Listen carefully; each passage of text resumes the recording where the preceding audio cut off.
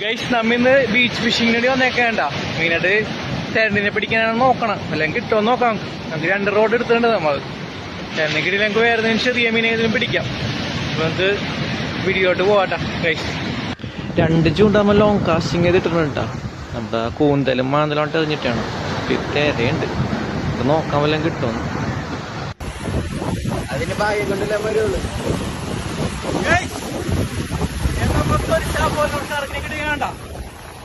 Kilo ഉണ്ട് തോന്നുന്നു, 1/2 kilo ഉണ്ടാവും.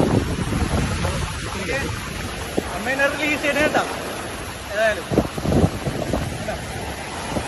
ഓക്കെ നമുക്ക് ഇത്ര മീൻ അടിയിട്ട് ചെയ്യണം.